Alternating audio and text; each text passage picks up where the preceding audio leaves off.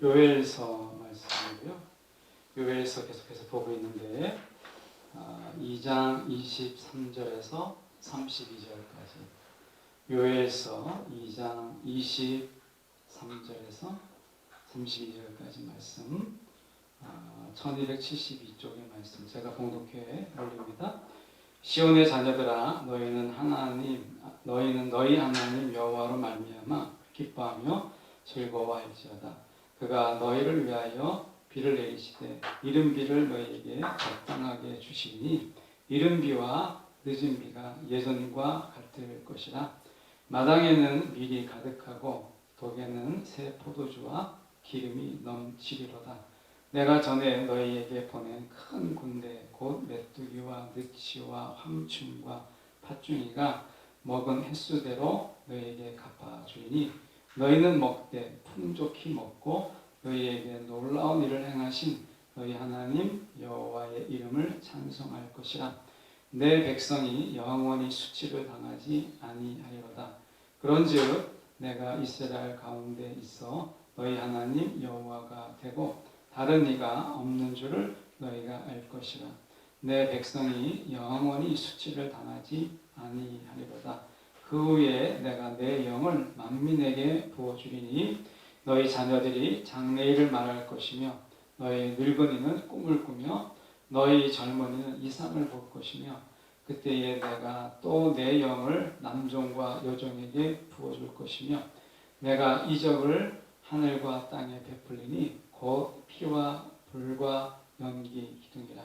여호와의 크고 두려운 날이 이르기 전에 해가 어두워지고 달이 핏빛같이 변하리니 누구든지 여호와의 이름을 부르는 자는 구원을 얻으리니 이는 나 여호와의 말대로 시온산과 예루살렘에서 피할 자가 있을 것이며 남은 자 중에 나 여호와의 부름을 받을 자가 있을 것임이니라. 아멘. 오늘 이 말씀 가지고 지난 시간에 이어서 요엘서 그 후에 라는 제목으로 함께 말씀을 나누고자 합니다. 우리가 하나님을 제외하고 의지할 것이 아무것도 없게 되었을 때, 그러니까 처음부터 하나님을 의지하면 우리가 참 좋은데 여러분도 그렇고 저도 그렇고 우리 인간이라는 이 존재가 해볼 거 다 해보고 내가 찾을 거 다 찾아보고 왜 마지막에 이제 의지할 데가 없을 때 그때서 비로소 하나님을 의지해요. 그래서 해볼 건 다 해봅니다.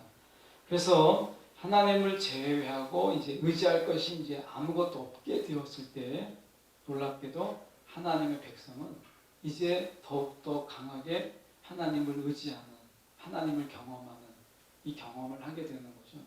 여러분 어떠십니까? 실제로 우리가 여러분 돈도 의지해보고 어른들 우리가 부모님을 의지해보기도 하고 또 여러분 나름대로 여러분의 행운, 나는 행운이 있어 뭐 이렇게 생각하는 분도 많잖아요. 그래서 그런 것을 의지하고 나름의 실력과 행운과 뭐 이런 걸 의지하는 거예요. 그런데 그러다가 의지할 게 없을 때 비로소 하나님을 의지하는 거죠. 그래서 이 이스라엘의 지금 요엘의 배경은 이제 의지할 데가 없는 그들이 하나님께 돌아와서 하나님을 의지하게 돼요. 그래서 비로소 그때 언약에 충성하게 되고 또 방황하는 마음들은 하나님께 돌아오게 되는 하나님의 구원을 경험하는 것이죠. 처음부터 그렇게 하지 않아요. 우리가 이것도 귀한 경험이라고 봐요. 청년의 때에 여러분이 정말 다른 하나님 외에 또 이런 것도 찾아보고 저런 것도 해보고 막 많이 해보잖아요. 그런데 저처럼 이제 인생의 50을 이제 넘어가는 인생으로 보면 결국에는 저는 이제 이야기할 수 있거든요. 이제 의지할 수 있는 것은 하나님밖에 없다. 그러니까 인생을 살아보니까 정말 의지할 분은 주님밖에 없다라고 하는 결론을 가지고 이제 살 수 있는데 아마 여러분은 저도 제가 여러분의 나이 때 그랬던 것처럼 하나님을 믿지만 한쪽은 하나님을 걸치고 있지만 우리가 보통 양다리라고 하잖아요. 내가 하나님께 한쪽에 내가 다리를 올려놓고 있지만 또 한쪽엔 세상을 향해서 뭔가 내가 스펙을 좀 쌓고 지식을 좀 쌓고 또 학력도 좀 쌓고 내가 이렇게 해야 세상을 살아가지 하나님만으로는 내가 살아갈 수 없다. 그래서 하나님을 한편에 걸쳐두고 있지만 여전히 내가 뭔가 세상을 살아가는 데 있어서 필요하다고 생각하는 것들을 만들어 가잖아요. 하나님만 전적으로 의지하지 않거든요. 그래서 이스라엘도 마찬가지예요. 이스라엘은 하나님을 한 번도 완전하게 버린 적은 없어요.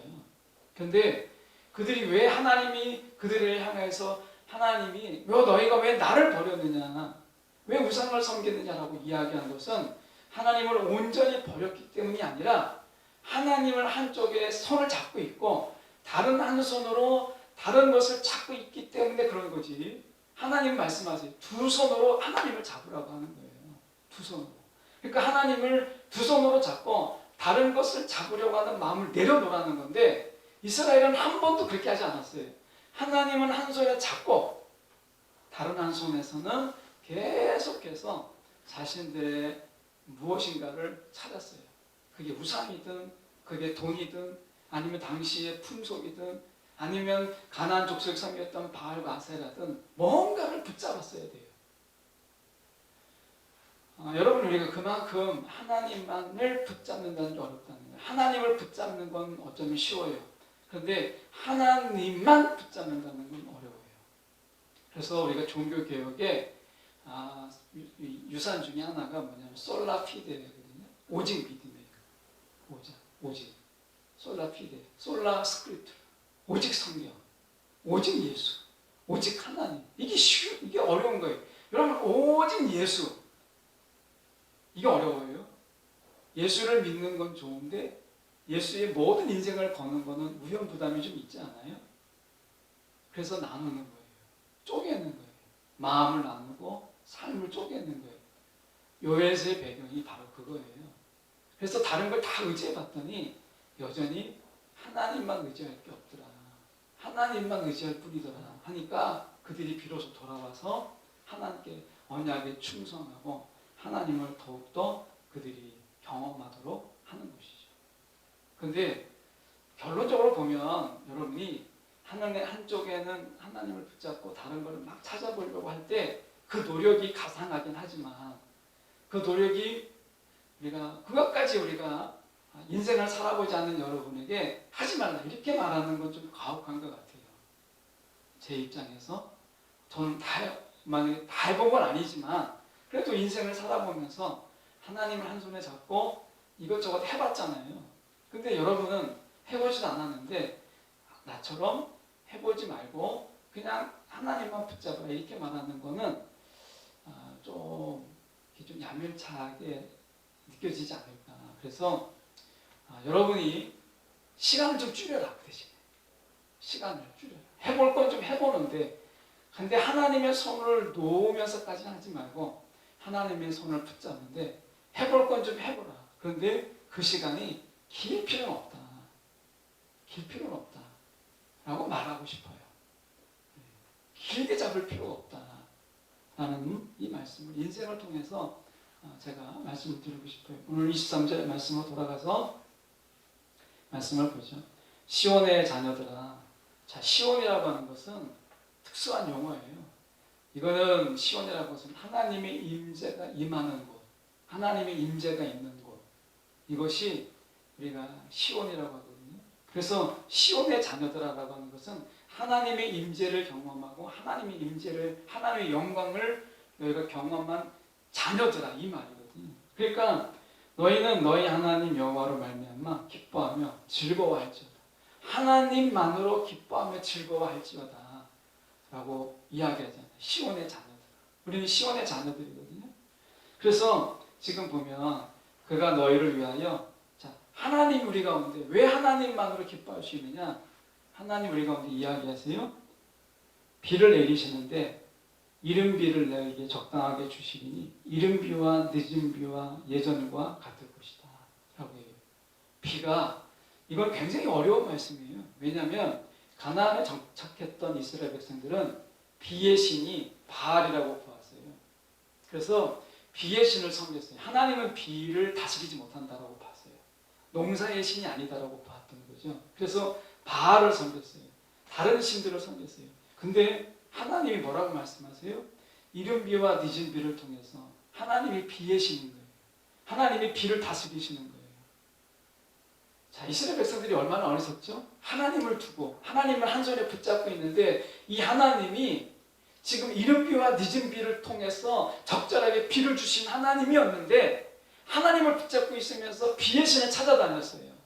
바알을 찾아다녔고 아세라를 찾아다녔어요. 이게 우리 인생이 그렇더라고요.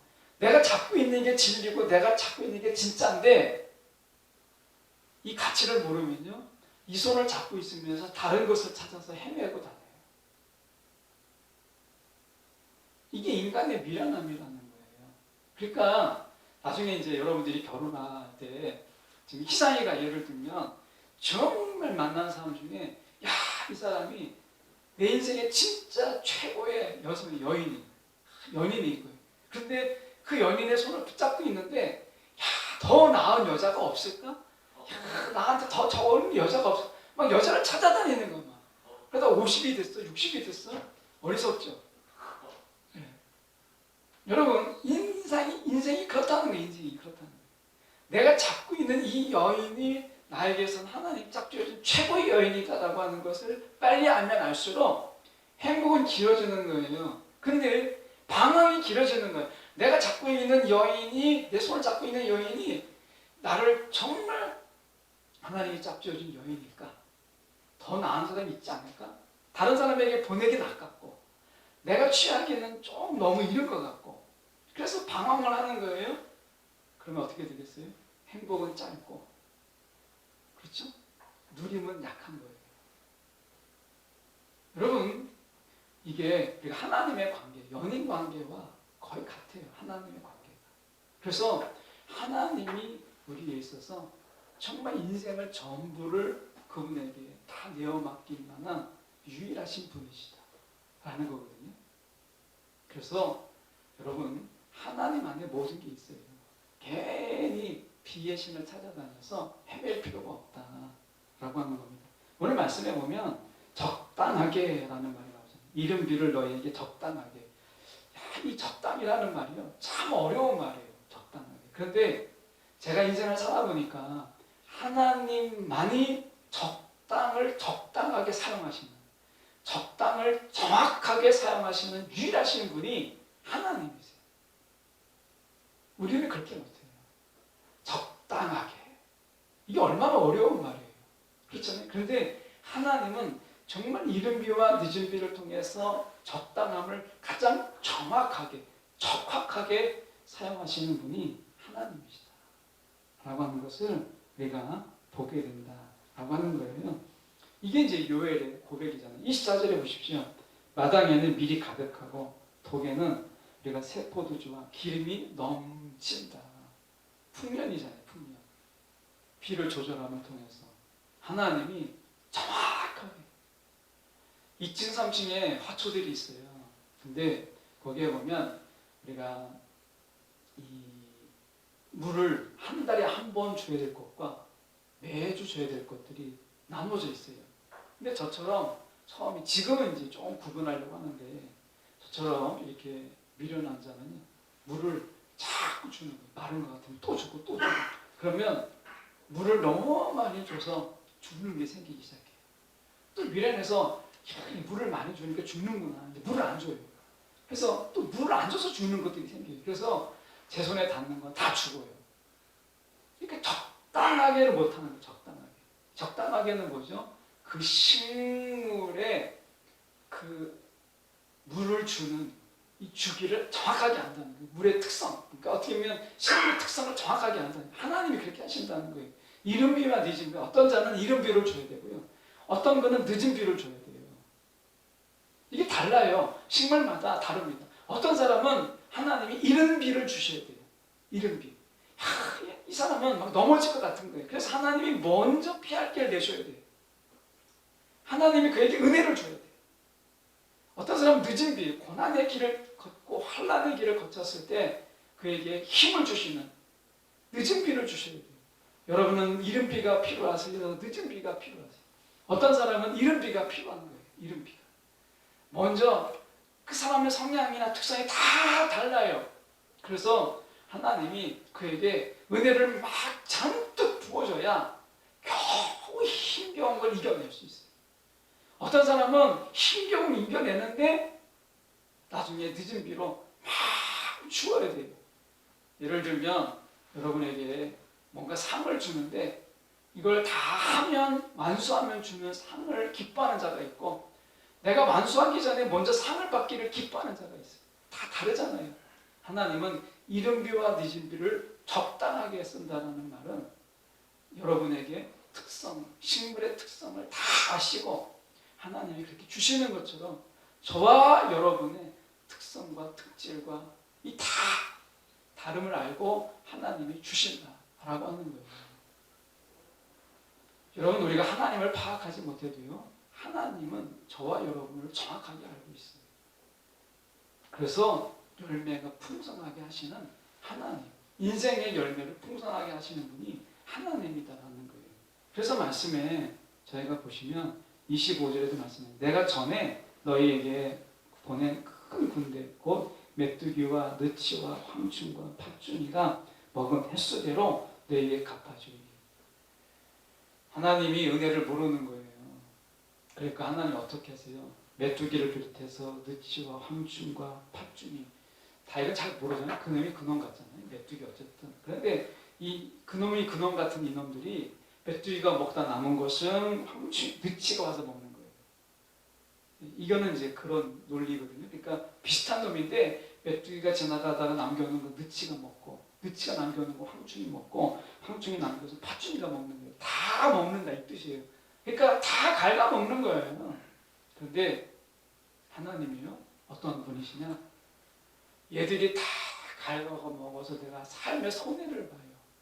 하나님이 우리 가운데 분명히 재앙으로 주신 거예요. 하나님의 진노로 여러분의 삶 속에서 손해를 끼칠 때가 있어요. 분명히 있습니다. 여러분 연단은요, 때로 연단이 필요하지만 연단을 통해서 우리의 시간들이 많이 손해볼 때가 있어요. 그런데 오늘 보니까 하나님 어떤 분이냐? 그 손해봤던 시간들을 다 채우시는 하나님이라는 거예요. 채우시는 하나님. 시간을 채우시는 하나님이라는 거예요. 오늘 말씀에 그랬잖아요. 횟수대로 너에게 갚아주리. 여러분 인생이 돌아가는 것 같죠? 때로는 인생이 돌아가는 것 같고 인생이 조금 이렇게 멀찍이 돌아가서 여러분이 인생의 손해를 보는 것 같잖아요. 그런데 하나님 안에서는 놀랍게도 우리가 손해본 횟수를 하나님이 그대로 갚아주신다. 그래서 여러분 청년들이요, 내가 혹시 이렇게 선택하면 또 저렇게 선택하면 야 내가 시간의 손해를 보는 게 아닐까? 내가 저렇게 선택하면 너무 돌아가는 거 아닐까? 라고 생각하는데 여러분 하나님의 기도 가운데 하나님이 야 이거다 라고 하는 말씀을요 여러분 행하십시오. 혹시 어떤 목사님, 우리 최기영 목사님이라는 분이 최영기인가 최기영인가 자꾸 헷갈려요. 기영인지 영기인지를 모르겠는데 어쨌든 최 목사님이라는 분이 책을 하나 썼는데 거기에서 이런 얘기가 나와요. 하나님이 뜻하신 것을 내가 계획했는데 하나님 말씀이 없는 거예요. 그럴 때 해야 되는지 말아야 되는지를 어떻게 판단하느냐라고 했을 때 그분의 기준이 있더라고요. 그게 뭐냐면 내가 해서 내가 손해보는 거는 하나님의 응답을 기다린다는 거예요. 근데 하나님이 손해가 되는 것은 내가 한다는 거예요. 말씀이 없어도. 왜냐하면 하나님이 이렇게 좋은 기회를 주었는데 너가 그것을 듣지 못해서 나에게 손해를 끼쳤다고 욕을 먹을까 봐. 그래서 하나님이 손해가 되는 것은 응답이 없어도 내가 하고 내가 손해가 되는 것은 하나님의 응답이 없어도 내가 하지 않는다는 거예요. 여러분 우리의 삶 속에서 하나님이 우리 가운데 맡겨주신 일 가운데 야 이거를 안 하면 차라리 안 할 때보다 내가 정말 안 하고 있을 때보다 할 때가 차라리 덜 나겠다 싶은 거죠. 하나님께서 여러분 행하십시오. 행하십시오. 말씀대로 살아보십시오. 하나님이 시간을 여러분에게 자 공부를 그냥 바로 하는 거하고 말씀을 묵상하고 성경을 읽고 막 제가 예배를 개인 예배를 드리고 공부를 했어요. 시간적 손해가 있죠. 분명히. 그런데 어떤 하나님이세요? 내가 예배를 이 시간 이런 예배를 드리다가 인생의 손해예요. 분명히 손해잖아요. 그런데 이 시간을 여러분 예배 드리면서 시간을 빼앗겼던 시간들을 하나님께서 어떻게 하시겠다고요? 갚으시는 하나님입니다. 하나님은요 시간을 갚으시는 하나님이세요. 그래서 여러분이 삶 속에서 기도하는 시간을 아까워하지 마세요. 기도의 낭비를 하세요. 예배의 시간을 낭비하세요. 하나님이 어떻게 하신다고요? 요엘에게 분명히 약속하셨어요. 그것을 통해서 횟수를, 시간을 갚으시는 하나님이시다라는 거예요. 그래서 여러분이 예배를 드려서 시간을 까먹었어요. 내가 성경을 묵상하면서 시간을 까먹었어요. 레포트를 해야 되는데 시간을 까먹었어요. 그런데요, 여러분이 예배를 안 드리고 개인 묵상을 안 하고 레포트를 하는 그 시간이나 하나님께 예배를 드리고 내가 묵상을 하고 레포트를 하는 거하고 하나님 어떻게 하시겠다는 거예요? 그 시간을 하나님이 메꿔주시겠다. 똑같게 하시겠다. 시간을 채워주시겠다. 갚아주시겠다. 라고 하는 거예요. 경험해 보세요. 하나님이 그렇게 하신다는 거예요. 그래서 내가 이렇게 하면 손해 같은데 아닙니다. 횟수를 갚아주신 하나님께서 오늘 우리 가운데 함께 하세요. 그래서 이거는 많은 분들이 간증이 있어요. 그래서 예배 때문에 내가 손해보는 거, 다 내가 손해보는 것 같아서 인색해지죠. 그런데요, 예배에 대해서 인색해질 필요가 없어요. 내가 드린 만큼 하나님은 채우신다. 갚으신다. 근데 그냥 갚는데 하나님의 원칙은 1대1의 갚음이 없어요. 내가 하나를 손해봤기 때문에 하나님이 하나를 갚아주지 않으세요. 놀랍게도 내가 하나를 손해보면 하나님은 우리가 적어도 3배, 6배, 10배, 30배, 60배, 100배잖아요. 하나님은요 1대1로 갚지 않으세요. 오늘 하나님께 여러분 드림의 시간을 가지면 하나님이 적절한 때, 시간은 하나님의 것이니까 그래서 하나님만 갚을 수 있는 거예요. 시간을 지으시니까 누구예요? 하나님이잖아요. 그래서 하나님만이 시간을 갚을 수 있고 하나님만이 시간으로 여러분 채울 수 있어요. 다른 건 안 돼요. 그래서 하나님이 이렇게 말씀하는 거예요. 26절에 보시죠. 너희는 먹되 풍족히 먹고 너희에게 놀라운 일을 행하신 너희 하나님 여호와 이름을 찬송하라. 하나님 말씀. 배불리 먹이시는 거예요. 축제잖아요. 하나님이 배고픈데 너희가 찬송해라. 굶주려 가면서 찬양해라. 이렇게 말씀하지 않으세요. 오늘 말씀해 보세요. 먹되 풍족히 먹고 너희가 먹고 풍족해지는데 그 가운데서 너희가 하나님의 놀라운 일을 너희가 찬송하라. 라고 말씀하세요. 우리 인생을 이렇게 만들어주시니 풍족한 인생으로 내가 먹고 배부르는 가운데 찬양의 인생으로 만들어주신다는 거예요. 이 먹고 풍족하게 하는 것을 누가 채워주셨어요? 하나님이 채워주시는 거예요. 여러분 인생에 찬양의 시간이 풍성할 수 있도록 여러분이 수고하지 않는 것으로 먹이시고 여러분이 수고하지 않는 것으로 채우세요.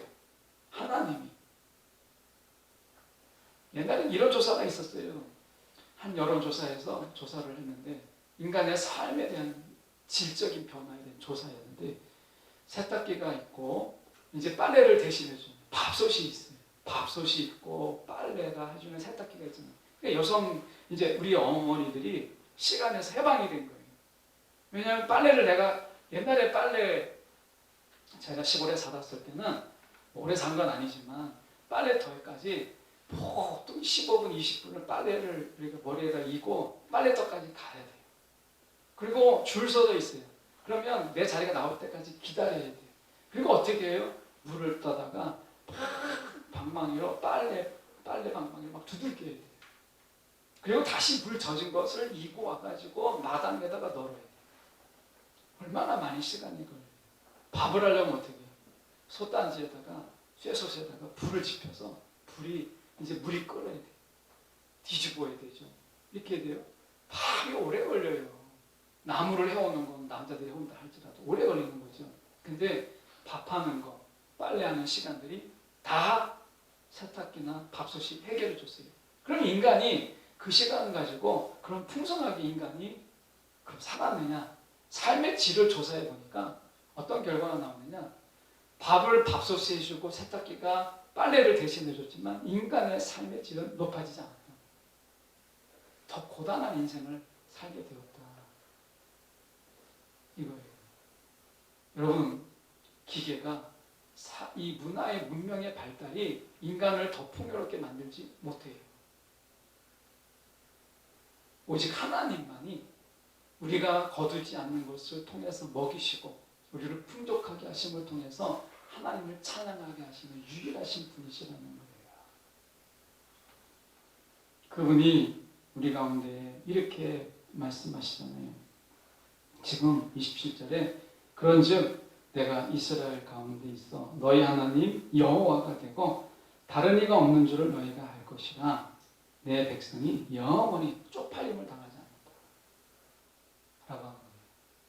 여러분, 예수 믿어서 여러분 예수 제대로 믿어서 쪽팔린 사람이 없어요. 옛날에 한경진 목사님이 돌아가실 때 마지막 유언에 딱 한마디를 하셨어요. 그 신앙의 대가라고 하는 한국 교회사에 뺄 수 없는 그분이 돌아가실 때 딱 한마디 하셨어요.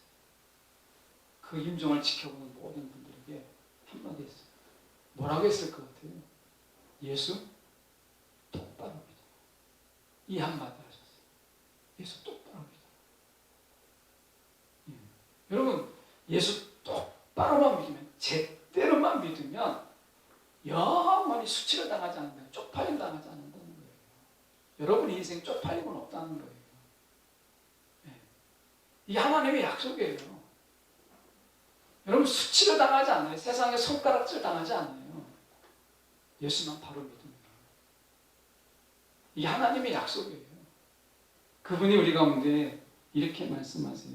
28절에 그 후에, 오늘 제목이 그 후잖아요. 그 후에 내가 내 영을 만민에게 부어주리니 라고 얘기해요. 그 후에, 이거는 그날 심판의 날에 태어나는 그 날이에요. 그 후에 라고 얘기하잖아요. 심판의 날에 속에서 그들이 돌아왔어요. 그러면 그 후에 너희가 이렇게 풍족해지고 하나님만 의지할 분이 이분밖에 없다라고 하는 이 결론을 낸 그때 이후에 이 말이잖아요. 그럴 때 너희 자녀들이 장래일을 말할 것이며 너희 늙은이는 꿈을 꾸며 젊은이는 이상을 볼 것이다 라고 얘기해요. 여러분, 우리가 하나님의 놀라운 일들을 우리를 통해서 보게 하신다는 거예요. 엄청나잖아요. 뭐가 이후에? 야, 내가 의지할 건 주님밖에 없다라고 하는 이 결론 이후에 하나님 우리 가운데 베풀어 주시는 것은 하늘문을 여셨다는 거예요. 하늘문을 여셔서 우리 가운데 하나님께서 하나님의 일들을 행하시는 것을 보게 하시고 우리를 통해서 이렇게 행하신다라고 하는 거예요. 여기서 보면 우리가 좀 따져봐야 되는 부분이 29절 먼저 보면 이렇게 되어 있습니다. 내가 또 내 영을 남종과 여종에, 노예의 노예, 남자 노예, 여자 노예. 그러니까 노예들에게도 줄 정도로 모든 자들에게 준다는 거예요. 모든 자들에게. 어떤 누구에게? 이 모든 자는 그냥 모든 자가 아니라 누구에게? 내가 의지할 것은 하나님밖에 없다.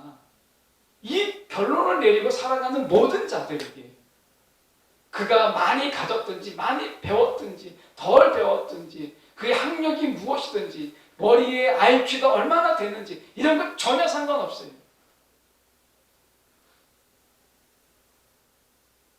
세상에서 어떤 기준 다 소용이 없어요. 여기서 하나의 기준이 하나님, 내가 의지할 거는 하나님밖에 없다. 누구도 아니다. 다른 어떤 것도 아니다. 내가 한 손을 붙잡을 게 아니라 두 손으로 잡을 분은 오직 하나님밖에 없다라고 하는 자에게 하나님이 약속하셨어요. 성령을 부어서 젊은이에게 이상을 보게 할 것이다 라고 하는 거예요. 세상은 이야기하자면 꿈을 꿔라, 꿈은 이루어진다라고 이야기하잖아요. 다 그 헛소리입니다. 꿈은 이루어진다 라고 하는 거예요. 여러분, 꿈도 꿈 나름이잖아요. 여기서 보시면 진짜 하나님께서 말씀하시는 게 뭐냐, 하나님의 꿈이 우리의 꿈이 되는 게 우리의 비전이잖아요. 내 꿈을 이루기 위한 것이 아니라 하나님의 꿈이 내 꿈이 되는 게 우리의 꿈이잖아요. 다른 꿈이 있어요? 근데 하나님의 이상을 우리 가운데 주시겠다는 거예요. 하나님의 소망을, 하나님의 꿈을 우리 가운데 주시겠다는 거예요. 누구에게? 하나님만 내가 붙잡을 뿐이다. 내가 붙잡아야 될 유일한 분은 하나님뿐이다라고 하는 것을 아는 모든 자들에게 이 뜻이잖아요. 근데 놀랍게도요, 저와 여러분은 이미 예수 그리스도 안에서 이미 결론난 인생이잖아요.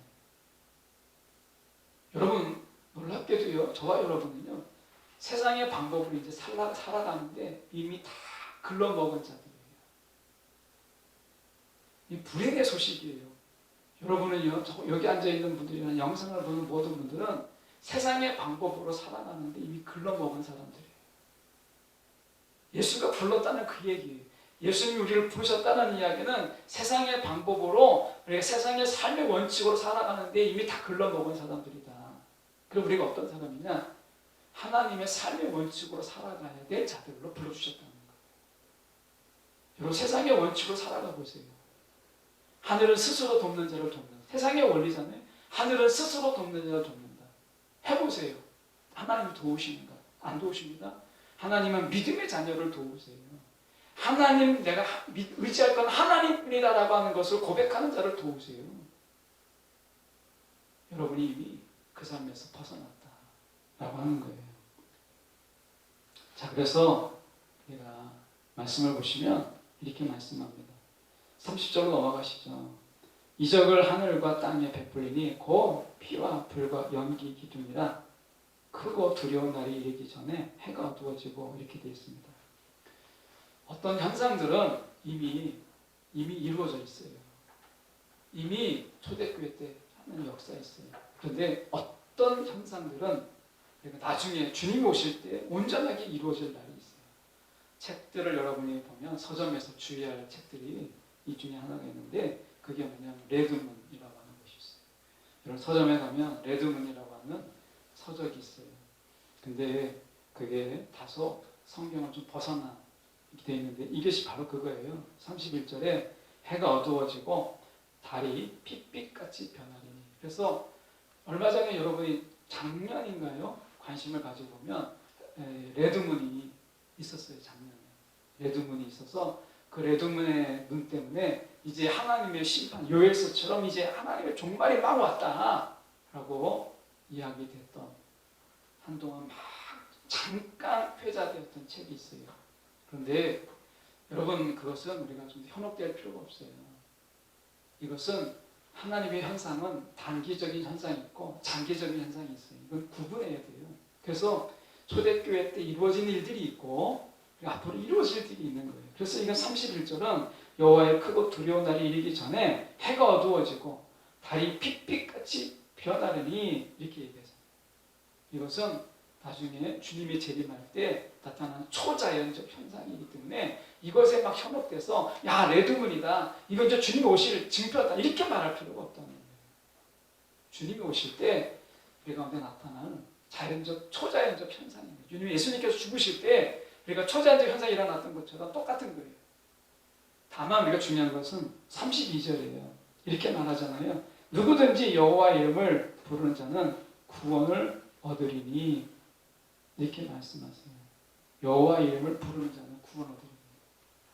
여러분 우리가 이렇게 말씀하세요. 32절 끝에 보면 남은 자 중에 나 여호와의 부름을 받을 자가 있을 것입니다. 라고 얘기해요.